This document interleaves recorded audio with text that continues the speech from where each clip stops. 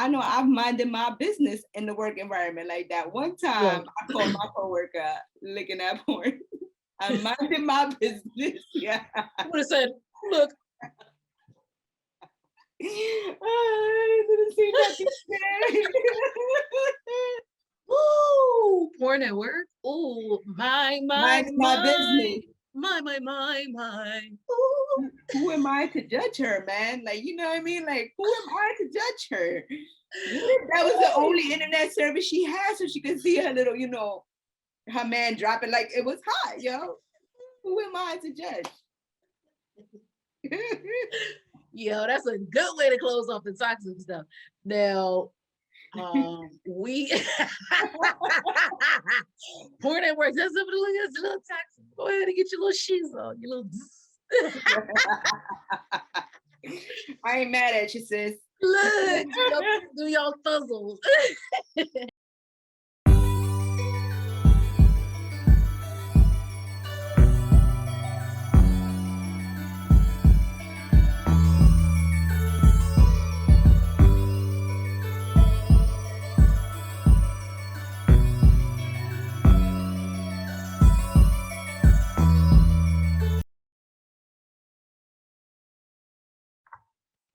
It's your girl Tally. And it's your girl Nunu, and we are back with the Inner Voice with Tally and Nunu. This is episode number what? 5. And we thought our toxic series was going to be a little trouble, but it wound up being a little quadruple because we thought it was very important for us to talk about, get in the mix, tap in to the conditions that make a toxic work environment. Work. Right. the Rihanna orders.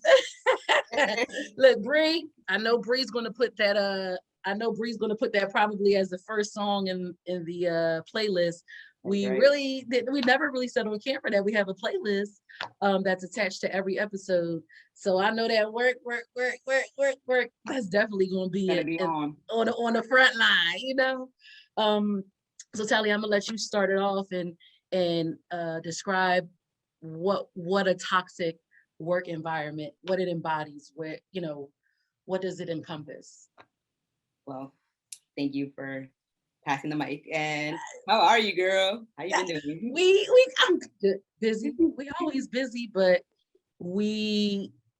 this is what we're passionate about, these conversations. So it's always good to catch up with you and get, to do this with you. So I'm good now. I gotta figure out what I'm gonna do for dinner, but I mean, anyway. How are you? Don't figure it out. Yeah.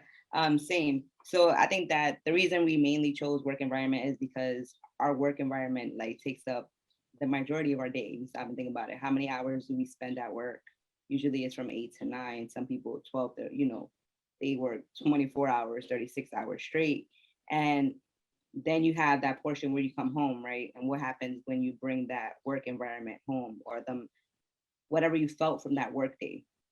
And our work environments, sometimes they're very toxic because of situations that occur within it. So with that being said, one of the situations that happens in the work environments that cause it to be toxic are high demands. When your work expects you to be a trooper and a warrior and show your commitment to them, even though you have children to take care of and they're sick sometimes.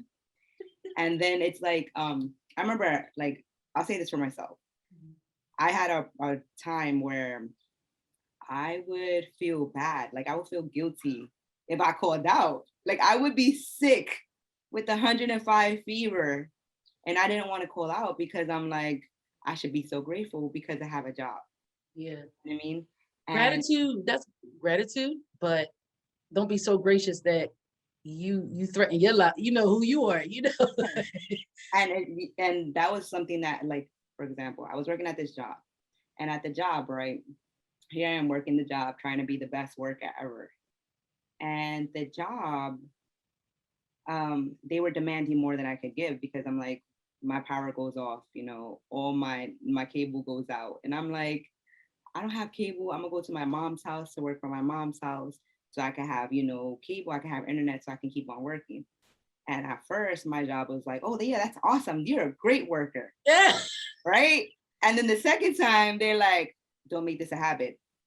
Ma'am, um, ma'am, do you think I want to be embarrassed? Because to me, I'm like, they probably think that I don't know how to pay my rent or pay my bills properly. Yeah. Like you know what I mean? Like my cable is cut off, but it's not because I didn't pay my bill. It's because it's out for the whole area where I live at. Like, we just had a power outage with that cable. So my job tells me don't make it a habit. It made me change who I was in that job, because then I'm like, oh, you think that I'm doing this for a show? You think that this is a game? Like, you think I do this to myself? You know what I mean? Like, if I was gonna come up with a lie, you think it would have been something else. Yeah, you begging to work. I'm gonna figure it out so I can work. And it is like, no, that's not what we want. It's like, well, wait a minute now. Wait a minute. What do you want from me? Like, I'm conflicted. Yeah, look, high demands. The expectations are unreal. And the reason why I say the expectations are unreal is because nobody wants to do it, right? Let's look at it, right? The people that make the less are expected to do the most work. That Why? is true. Because the people who are higher up make decisions, tell you what to do, and make sure you're doing what you're supposed to do. Management, which is okay. I'm in management. But that's literally, if you break it down and strip it away, and it ain't got no clothes on it, that's what it is. And so it's like, also look, when you are dealing with people who are on a lower level than you, like, we should never look at people and look down on them. You know what I mean? We should all, especially when we're in a team atmosphere, look at each other as equal, because we all play an equal and intricate role in making the company go, making the business go. You get what I'm saying? Yeah. So, but if you look at people who are on the lower end in a company, they're the most stressed, overworked. You know what I mean? Yeah. And we have high demands on them, but we got to kind of give them grace, and also pitch in and help too. Like, if you see someone struggling, or because it burns people out, and they just like, oh, all right, I'm out. What would I say? It's a done deal. It's a I've done had deal. coworkers do that. I've had coworkers do that. Like, you know what I mean? Like, Yes. when management has been like, all right, you're gonna do your job plus the supervisor's job, plus we're paying the supervisor the salary that you're not getting, but you're doing the supervisor's work. And they Yeah. were like, deuces. And I was like, oh, what just happened? Wait, I need you. SOS. Wait, I gotta take it over to my little tropical sangria right there. Got the red wine. um yeah, high demands, like, give people a little bit more grace, meet them where they are, actually help them through situations. It leads right, why we be sewing it together, why we be sewing it together though? It leads right into the next thing, which is no employee appreciation. Ooh. The best companies that I worked at were companies that had good employee uh, employee programs that boosted the morale, that made the employees feel appreciated. Because when a person feels like they are vital, like we were just talking about, when they're on the lowest level, they want to feel like they're vested too, right? You know, 401k style. They want to make sure they're vested too, right? And if you have no employee appreciation, which includes listening to some of the issues that the employees raise, because they're the ones out there in the trenches, they're the ones out there in the field, they're the ones out there with the ball, you know what I mean? They're the ones out there with the bat. Like, they're the major they're the major team players, because they facilitate and get things done that need to be done so that the business is fruitful and successful. You have to listen to employees to say, wow, like, what can we do to help ease your day? What can we do to help make you feel valued? You know what I mean? And I've been in a situation where, Nunu always got to be the advocate, Should have been a lawyer. No, not really, because I never want to be a lawyer, but like with how hype I be and how hard I go, especially in some of the situations that I've dealt with in a work environment, it's like I told a higher up at a company that I worked at that the field nurses, because at that time I was a clinical person transitioning into upper management. And I told the upper person that, the nurses, the field nurses are not happy, and these are the reasons why. And they feel disconnected from corporate. You know what I mean? We need to bridge the gap. It's something that we need to do, to work together to try to get the employees, because they're going to leave, because they were all threatening me to leave. Like, we're going to leave because they don't care. So, and he told me, are you saying I don't care about my employees? I said, no, I'm saying that we need to come up with an employee appreciation and really invest more, even if it's just conversation. Not all the time. People aren't all the time looking for a bonus, but it's nice to get a bonus. So I call bonus for a reason, extra, you know what I'm saying? But we want that, but people also want to be heard and to feel like their concerns matter. And he told me that if I don't like it, I can leave. I said, oh. So a handful of people left. And I was one of those handful of people, because I don't want to stay at a place where I feel like I'm not valued. And it was a whole lot of other stuff that went on. But for me, the most important thing, because I'm a soldier in the army of the Lord, I'm a soldier. Oh, go ahead, girl. I've been through some work stuff. So that didn't bother me. It was letting down the team, because like I said, if I'm a leader, like I never want my team to be let down. I'm the head of that team. And I don't take it as a haughty or cocky thing. I take it as the weight's on my shoulders. And it's my job to make sure everybody in my team feels equal, feels valued, feels appreciated. And they felt it so much for me, but they dropped the ball. And unfortunately, they lost good people. So definitely heavy on the employee appreciation, heavy on just talking to your employees and asking them, hey, like, I want the door to be open, not fake open, not cracked, not say you're gonna, it's open door policy. Yeah. Sounds good until you unfriend me on Facebook. That's not professional if you're a company.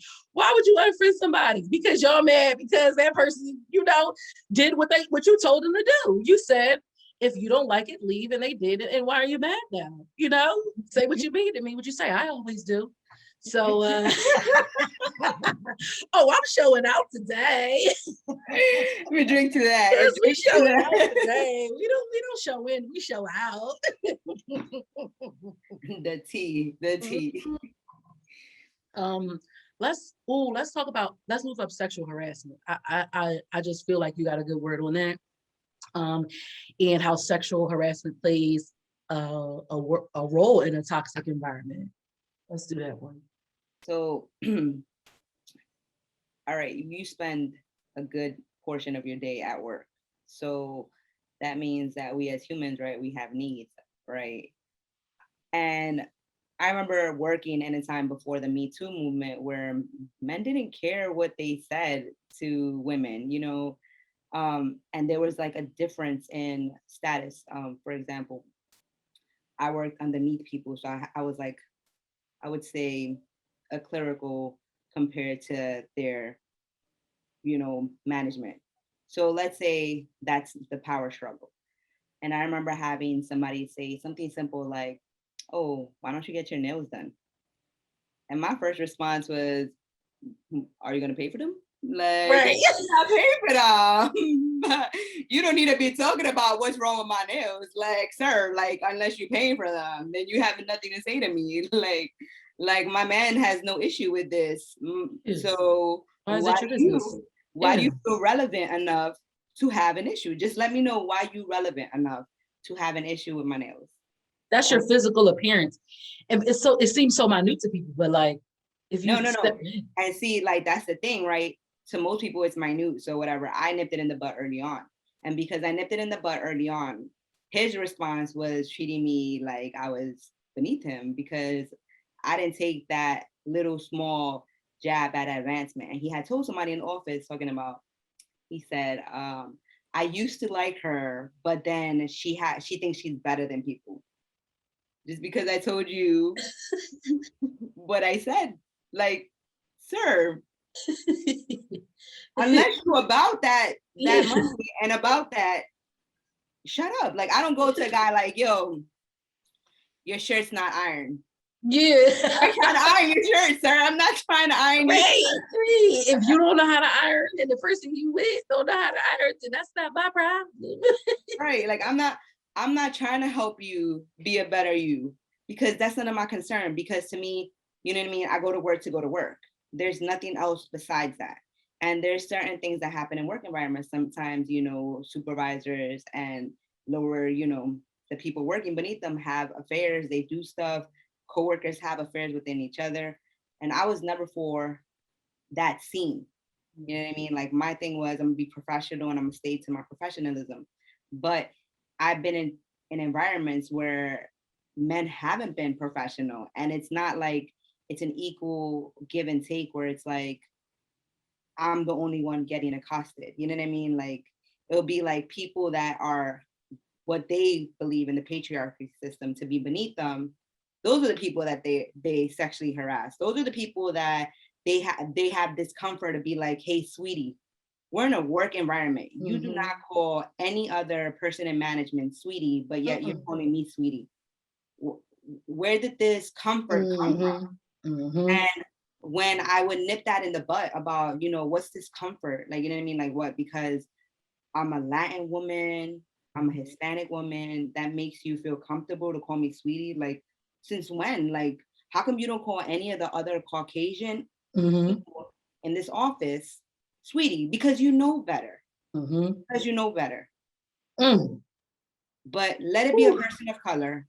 Let it be a person that is of a lower title than them. Sweetie, they call you out of your name. They want to be like, oh, she's a pit bull. If we were in the streets and you said that to a person in the street, oh, you acting like a little pit bull, what does that mean to you? An animal, though? Exactly. Like, an animal. You want, like, you know what I mean? Like, you know, and that's the thing about like work environments is that you can't come out of pocket, and they know you can't come out of your pocket. Man, look, like some change. They know you can't say that. So it's like, when do you, how do you know what I mean? Like, when do you cut it out? Like, when do you stand up? So I remember like being in the position where I was constantly like, no, you're not speaking to me that way. No, I'm not your sweetie. And seeing another woman looking at me like, well, at least it's not me. And I'm just like, sway, like, you know what I mean? Like, we should be together. Right. But you over there because you don't have to deal with this. And then there were certain women that would fall in line, and I was never, I'm not. We never been fall in line kind of people. You know what I mean? Like, that's the thing. That's the thing about like the work environment for women, is that we have to choose, you know, if we're gonna fall in line. And to me, I've never been a kiss ass in any work environment. And so because I'm not a kiss ass, I get, you know, I get the shit sometimes, you know, like, you know, people be about the stuff because I don't fall in line. Like, if I need you to do something and you know it's your obligation to do it, I'm gonna ask you about it. But that doesn't mean that I'm coming out of pocket if I'm asking you about something that I need, that, you know, that's your job to give it to me. Right. I'm not all sense is common, sis. Not all tepid. Not all sense is common. You're like, no. Yeah, that's we gonna pin that. We're gonna pin that right now. We're gonna come back to that when we sum this up, because to try to keep your composure in that situation where when you're feeling sexually harassed and intimidated and just feeling like you're objectified is, you know what I mean? You know what I mean? That's not a good feeling when you have to come in and expect it to be perform at a high level, high function, high demand, right? The next thing that contributes to a work environment is something that I've experienced. And I don't know if it's a question that I talk to myself about. It's something that I will trigger warning, trigger warning.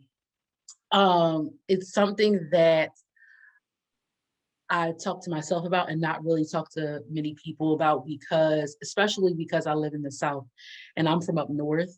And I don't know what it is, but the next thing that we're going to discuss is racism in the workplace. I don't know what, why, when I tried to, when I was going through the situations that I've been through, try to break it down and figure out why, why, you know. I've had overt racism in the workplace where someone would say little small things like, oh, are you from the hood? Stuff like that. Or, oh yeah, that place is ghetto. That's how it started. And it got all the way up to, oh, I'm so glad you're raising your kids right so they don't end up on drugs like most every black person. Most every black person. Most every black person, like drugs was synonymous with black people, like drugs was, black people were the distributors, the people that made billions and trillions and gazillions off of drugs. We ain't gonna go there. We ain't gonna go there. But that bothered me because you have no respect to tell people because of their race, and I don't care. You have no gumption, the gall you must have to feel, the privilege you must have to be able to feel like you can say that to me in a work environment. What you do on your own time is your business. But in a work environment, to tell someone, I'm glad you're raising your kids right because they'll end up on drugs like every black person. Yeah, she was let go, but that was overt racism that I experienced, right? But see, that was kind of easier to deal with than the hidden stuff and the bias and the stereotypes and like the other things that I had dealt with in previous environments. One of the times I was so excited, I had became a nurse. I had been working as an LPN prior for a good about 7 years or so. I went back to school, got my RN. I was so excited. I had worked at the place I had been working at on weekends for, at that time, 5.5 years while I went back to school. Every single weekend I devoted to that company, except for a handful that I wound up taking off for major, events. And it came time that they posted a job for an RN supervisor. So I'm like, yes, I'm a great employee. I've always had great uh, employee evaluation reviews. I've never had a complaint from a family. I've never had a complaint from a patient. I've never had a complaint from anybody that I've worked with. When I tell the people under me to do something, they do it because they respect my judgment. They know I'm going to be fair. They know I'm going to be decent. And they know that I'm asking them to do something because it's a standard that we got to maintain. Like that's how I moved. And I was so excited. I'm like, hey, I asked the administrator and the DON, hey, I would really love the opportunity to come. Look, I'm well spoken. I know how to speak up. Hey, I would really love the opportunity to come and discuss the RN supervisor position. So if you could just let me know when you're available, I would love to interview for it. Okay. I kept getting okay. I kept getting okay. And then I find out that the LPN that, now mind you, the job description is RN supervisor. I went to school and deal with almost losing my mind being a single mom with my 2 kids to get this RN. And you're telling me that I don't qualify for an RN supervisor position because you give it to an LPN who has infractions and issues, And so I go, I write up a note on that Sunday night going into Monday morning because I work weekend overnights. And I left a note on the DON's desk and I said, hey, I really feel like in this instance I'm being discriminated against because you guys wouldn't even talk to me to interview for the supervisor position. I've never had a write-up. Same things I just described to y'all was written beautifully. I would really love the opportunity to rectify the situation. So that was a Monday morning. I get a call from them Wednesday. They're like, come on in, come in. I go in. I'm thinking they're going to interview me. I'm dressing all up. I'm like, yes. See what happens when you stand up for yourself and demand a seat at the table. And I got in there. They was like, we're writing you up. I said, writing me up? For what? For something that I did a month. Okay. There was another nurse that I worked with who I didn't agree with the things that she was saying. And I would just say, please do not say that around me. Like, let's count, let's give report. I don't want to be personal with you because you say things to exacerbate people. You say things to agitate people like Trayvon Martin should have died. And you know what I mean? And pulling out a Confederate flag lighter just to flick it like in people's face. I don't like stuff like that. So they took her word over something that supposedly happened a month before, that she was threatened by me, and that because I said in my letter that I felt, discriminated against and I'd never had a write-up. Now they have to try to prove that I'm wrong and I did have a write-up, and that's why they didn't give me an opportunity to sit down and interview for the position. Long story short, I looked them in the face and said, you've definitely got the wrong one. Because I'm from up north with unions and everything else. And my grandma, has been through standing on the front lines with strikes and all that when it comes to equal wages for women, people of color, and just people that are disadvantaged. Like we not, you know what I'm saying? And she taught me, no, you stand up for yourself. And I said, I will not. And when it was all said and done, I'm not going to disclose what I did, but when it was all said and done, they wrote, righted their wrong by me being the only person that got a raise that year, me being and the damage was so done that they had done everything and it was sad, but I was like, okay, now I'm leaving. They gave me all that and I was like, thank you, bye. But I've experienced so much from patients too. Like, oh wow, you're pretty smart for a colored girl. Imagine how it feels to feel like you're looked at as a person that no matter how well you do, you're still at the bottom. And the people that are at the bottom who have no accountability know they have the privilege of, just being them and getting to keep a job, and you have to put 20 on 10 at all times. Double check, dot your I's, cross your T's, be a professional, stand high. And I'm gonna segue into the stereotype part, but like another company, they like did an anonymous complaint on me because I wouldn't perform like the stereotype. They would poke and prod me and say mean things, really mean things to get me to react. And because I would never react because I'm one of those people, I'm no, you will not see that I'm bothered. You will not see that you get to me, especially when I know that's what you're trying to do, right? And yeah, they said they did an anonymous complaint, and the people from corporate came, and it was like, who did the complaint? Nobody would admit to it. But in the complaint, they said that I was the stereotype, right? The angry Black woman went through the office slamming doors, yelling. I did no such thing. One thing's for certain and two things for sure. That phony write-up that they tried to do was the only disciplinary action I've ever had, and knock on wood, glass, and any other material around me. Because it's not to say it won't happen, but my name ring bells in these streets. You know what I'm saying? Go ahead, sis. I just said a whole little, but that's why I said trigger warning, because it was a bothersome experience and still something I deal with, to where I want to do something on my own, because if I have to go through that much hassle to get validation and to get good job well done from people who are never going to see me as equal, why am I wasting my time? Yep. Something to digest, chew up, let it marinate, and see what it do for you. But do you want to talk about some stereotypes that you've experienced? Well, I've definitely experienced, the whole Latin girls or Hispanic girls we're over sexualized as it is. Like, you know what I mean? Like, I remember meeting this cop and he was like, "You're so exotic," and I'm like, you know what I mean? Like this fruit in my drink. You know what I mean? Like, we're in America.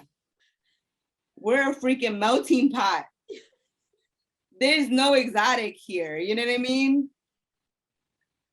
So I was just like, okay. And then the guy was so creepy, right? That when he met my sister, he thought it was me, and he was trying to tell my sister who she couldn't talk to, because he had met me one day and now we were getting married, I guess. You know what I mean? Like stupid things like that. Because I guess, I'm on the bottom of the totem pole and apparently I need my papers and they need to marry me right away. You know what I mean? Like, it's just like stupid things. Like, let me find out. I'm let me like, find out. They thought they had the mail order the bride that was from the Bronx. hello, sir. Hello. Like, what are you doing, sir? I was from Manhattan. Mr. Sir, stop it. You know what I mean? Like, and it's wild to me. It's wild to me because it's like, I've seen, it's caused competition between the women, like, especially like in a work environment, it's like competition in the work environment. Yes. Because of these stereotypes, like, oh, like you said, the Black woman is angry. The Latin one is submissive, and the white woman, she's intelligent. And I'm not taking anything away from any group, but I'm just saying this about the women. We're not talking about the males, because men have their own issues within the work environment. But we're talking about what we know of. Yes, and everything we discuss is things we experience. So you can flip flop it, vice versa, flip it and reverse it to fit your situation. So, but go ahead, girl. So, like, you know what I mean? Like, if you do a like, I looked on stats, because I like numbers, right? To make sure that I'm saying valid information. So I like the last study I looked up was like 2 years ago. And in the study, they showed, like, first of all, there's a gender gap, right? Especially in the US. And Nunu's in Florida, I'm in New York. And so the gender gap is that men are paid higher than women are. Even though, like, I see all these like programs where guys are basically telling women to like stop aiming so high for a man who makes the same money as them. But it always peeves me to hear this, because I'm like, honestly, it shows how weak you are as a man to tell a woman to stop, wanting more for herself after you got. That is kind of weak, because nobody else's progress stops you. That's in anything. Sexism, racism, classism, all the isms, right? Nobody's progress dims your progress. No one's, you know what I mean, bag disrupts your bag.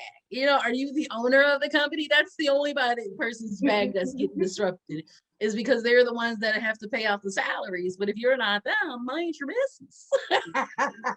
So it's like, it's hard hearing this from guys, because at the same time, like, you know how hard it takes women to even achieve that status quo where you're actually making good money.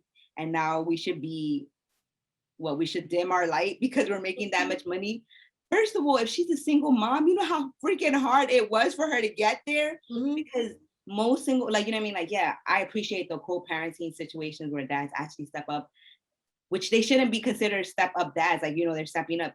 They should just be validated like a regular parent. But we put so much emphasis and so much hype on these dads that are co-parenting, but that's their job. Like, you know what I mean? Like, I'm like, like, when we say, oh my God, you should be so happy that he's helping with the kids. What do you mean? Like, that's his job. Yes. Help make this baby. Like, you know what I mean? Like, that blows, it blows minds. It blows minds, right? Like, I know I shouldn't get upset about it, but it blows minds, because like, you got a right to. I have my soapbox low, but you better stand, girl, and you better shout to the world. Like, think about it, like how much she has on her, writing on her, to get the same income, especially as a single mom. Now she has 2 little kids to take care of, or she has 3 kids, or she has 4, whatever amount of children she has to take care of. Because let's be realistic, the parent that walks away has it way easier than the parent that stays.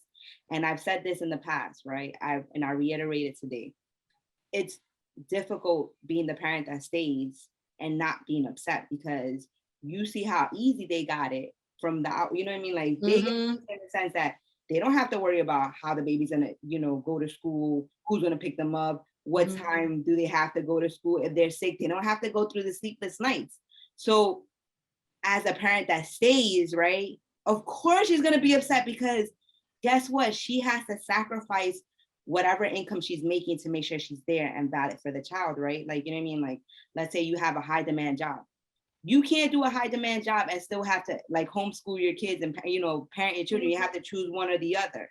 Like during the pandemic, I've seen people that have high demand jobs, they're like going crazy because they're like, the moms are like, I don't get no help with the children. My kid is in elementary school. I have to help them with the classes. The teacher wants me to pop on when they're on. And I have to be at work. Like I have to be, you know, tending to clients. And I'm going batshit crazy. And she's asking for help. And everybody's like, well, you just figure it out.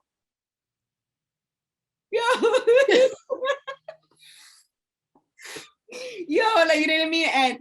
And then, you know, guys want me to be equal in the sense, right? Because I've had guy friends that they're like, yo, but you don't understand everything that I'm doing. Yo, I appreciate you. I appreciate you. But that should be a norm. Now you know what it's like to be most single women who've been doing it all this time. And they don't even get that hope from the outside person. They lucky if they get that person to show up once an hour to like babysit their child. Because that baby care their child. Babysit. I hate that. Oh no. You know what I mean? And I'm saying it because I'm Beverly Cleary, what was her name? What you Beverly Cleary in the babysitters club? Like, you know what I mean? And I'm saying babysit because that's how they're acting and they're taking their obligation, their responsibility. So it's mind-blowing, right? When women are in the work environment and we're asked to do all this stuff at work and nobody's like taking into account, like, yo, sometimes if you're like, you know, like you need to get to know your person that's working for you. You need to get to know the women that are working with you, because sometimes women are like, I've been in predicaments where women at my job were competing with me and I wasn't even trying to compete with them because I'm thinking like, I need to hurry up. I need to get to my kids' school. I need to pick up my kid. I need to, you know, pick up the other one from the babysitter. I need to do this. I need to do that. And they're over here thinking that I'm trying to show off for them. I'm not trying. Like, yo, I'm not even putting on makeup. I haven't even put no highlighter on. Like, yo. Look, you haven't even been getting your nails done. I haven't done any of it. Like, I ain't trying to come for you. Like, what you want, I don't want it. You know what I mean? Like, I'm thinking about what I got to do. So automatically, like, yo, you trying to take from them. Yeah, yeah. You know, you just summed up like the last couple ones we were going to talk about: unnecessary competition and the wage disparity, the wage gap. Like, you buttered that biscuit right up, sis. But yeah, definitely agree as far as like the unnecessary competition in workplace. Like, just like I went into my whole long spiel, I don't gotta repeat it. You know, if y'all want to know, go to episode 1, self-worth.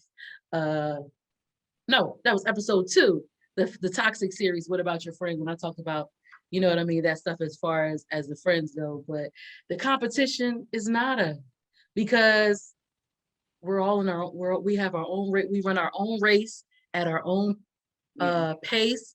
Stay in your own place and get the next person a little grace. You know what I mean? Hey. And I've dealt with people and I'm like, what is, like, no, I want to do my job so I can do just enough so y'all can keep paying me so I can pay my bills. Right. That's the only thing I'm competing with. I'm competing with y'all to see how quick we can get to the bank or payday. Like, that's the only competition I want to get. Right, like, you know what I mean? You spend so many hours at work. The least you can do is make it the best environment where you treat people with equality. You don't treat them different because, oh my God, they don't have a bachelor's or they don't have the master's that you have, or they don't have the KD. You like, let it go. Like, yo, that doesn't make you a better human. Oh my God, you went to school. I'm proud of you, but that doesn't make you a better human. Yes, and I'm not saying that.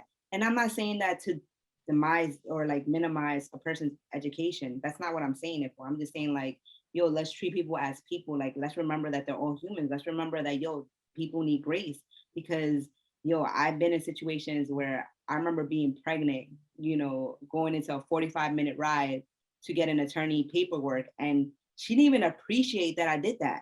Wow. You know what I mean? Like, you don't know how sick I was that day. And she didn't care if I was good or not, if I fell in the train or if I didn't fall, because New York City train stations, they're disgusting. They're disgusting. You know what I mean? And like, people don't stand up for women that are pregnant. They leave them standing. So, you know what I mean? Like, with that being said, it's just like, yo, we need to have empathy for one another. because like, yo, you don't know their issues at home. So I've always like, I've detested like work environments where people mess with people's like bag. You don't know how many kids they have. You don't know what struggles they have. You don't know their situation. Like, yo, sis, like, mind your business. If nobody's over here and you like on your like right on your rear view, like looking at you, sis, have a seat, because I know I've minded my business in the work environment like that. One time Look, I called my coworker looking at porn. I minded my business. Yeah. I would have said, look. I didn't see nothing there. Ooh, porn at work. Ooh, my, my, Minding my my, business. my. Ooh. Who am I to judge her, man? Like, you know what I mean? Like, who am I to judge her? What if that was the only internet service she had so she could see her little, you know, her man dropping like it was hot, yo? Who am I to judge? Yo, that's a good way to close off the toxic stuff. Now, we porn at work. That's a little toxic. Go ahead and get your little shoes on. Your little. I ain't mad at you, sis. Look, do y'all thuzzles. Then we said we were going to kind of talk about how we've been in those situations, because we definitely, me and you talked, and like we always we put what's a bunch of disclaimers that we want to put in here, because we free talk because the inner voice is what you say to yourself, and not everything, it may not be correct, or you know, we joke about things that, you know, some people are like, why would they joke? It's because we, you know what I mean, that's how we cope, me and you. But the disclaimer and some of the things that, you know, we wanted to say, as far as we are all inclusive, all loving, we do not condone violence of any kind, in a work environment, in a relationship, in a home. We do not condone violence of any kind. But Tally is from New York, and Nunu is from Philly, and you know, we grew up popping off, you know. So sometimes it stays in the back of our head, like, I want to pop off. And we've handled ourselves, and me and you have discussed how we've handled ourselves in some of the most difficult work situations, and we're able to keep our professionalism. Sorry, only got a little bit left, y'all. little tongue tie. And we said that the most important thing was to remember your goals, your dreams, what you're doing this for, um, and not how it looks to people, but how you'll feel about yourself. And if you pop off in a work environment, you know, that has any of the things like we just start talking, you know, we just talked about sexual harassment, the racism, the unnecessary competition, people telling on you, making up lies, saying you did things you didn't do, you know, like just everything that you guys have experienced out there. And I'm sure all of y'all have had stories where things have been jacked up in your work environment. You know, the most important thing is to keep your dignity, and remember that sometimes people do things to get a reaction out of you. You know what I mean? I would say document, make sure you keep good records, especially if you feel like you're being harassed, or you feel like laws are being violated, like the Civil Rights Act of 1964. That's what that one company was talking about. That's what they violated. But if they're doing things to you that, you know what I mean, you keep good records and notes for yourself, but you remain a professional. And you never want to stay in an environment that is mentally, physically, emotionally harmful. So, you know, if you can't be that professional, or if it makes you sick to get up and think about going into work, or it makes you ill, because I've talked to people who have been physically ill about going into work because of the environments and the stress and the amount of that they have on their shoulders, then start your exit strategy. You know what I mean? Having faith is not quitting your job and not having a plan. Quitting your job and not having a savings plan. I would suggest to everyone to have a good savings too. So that if anything happens, you get let go. because of whatever, or you feel like I've had enough. I've reached the top. That's one of my favorite movies, Harry. I've reached the top. Home Alone, Lost in New York. And you've had enough, then you can say, it's been nice, it's been real, and now it's a done deal. You know what I mean? And have a good savings. Make sure you're documenting, keeping your professionalism. Um, and if you are thinking about doing anything legally, keeping it to yourself and handling it the right way with an attorney or with whoever you need to help you do it, and not create a big spectacle. Everything with decency and in order. And what you gotta say, Tal? What Yeah, you got, Tal? I want to say that, the thing is that what sucks about, work and like needing that paycheck is that, some people lose their integrity in the process, Mm-hmm. right? And I remember being in a situation where it was tough going to work. It was tough. Like, it was tough on my mental, it was tough on me physically, to the point that I had to get my gallbladder removed. And everybody thought that it was, I was just making it up, but it just was taxing. It was taxing on my soul. So when you're at a point where you're taxed like that, like, they're gonna replace you tomorrow. You know what I mean? Like, this is the thing that we forget. We forget that if you're not there, they're gonna find somebody to replace you. Why are you giving up so much of yourself if tomorrow they're gonna replace you? And once I started getting that stuck in my head, it was more like, nah, I'm good. Like, nah, like, you're not gonna talk to me like that. Like, no. Mm-hmm. And with that being said, I want you guys to really take into notice if you feel like your work environment is too much on you. Get help professionally if you have to, like, get therapy. Ask for help. Talk to a friend that's not gonna judge you, because sometimes people will be like, just go to work. Like, you're just being lazy. Yeah. It's like, no, I'm not being lazy. Like, I wish it was just being lazy, but like, I feel sick. You know what I mean? And that's the thing. I've gone like through circumstances where people have told me like, maybe you're just being lazy. No, it's taxing. It's taxing. And I'm grateful for all the, like, because in work environments, right, because we spend so many hours in them, we meet solid people. We meet not so much solid people. Yeah, but they're like evaporated liquids. They ain't sure ain't solid. But you meet some really good real ones, and I've met some real good real ones at my work environment, and they've been like that moral support that have made it bearable at work. And it's like, when you lose them, you're like, yeah, I don't know if this is gonna work for me no more. But you know what I mean? Like, my coworkers have been awesome sometimes. Some of them, yeah. I got a couple crazy ones, couple good ones. My crazy friend Mike, man, he's a Petty Twins activate. Mike, you better be watching this, or we'll run up on you. Like, period. He was my petty twin, and he hyped me up. He's like, they're just jealous because you're smart.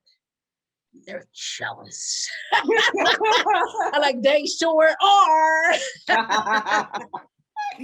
Like, And he kept me, bro. He kept me riding, bro. He kept me stay focused, like, because it was during my wedding time, and they knew I was trying to pay for my wedding, and they was trying to throw heavy salt on the game, like Salt Bay.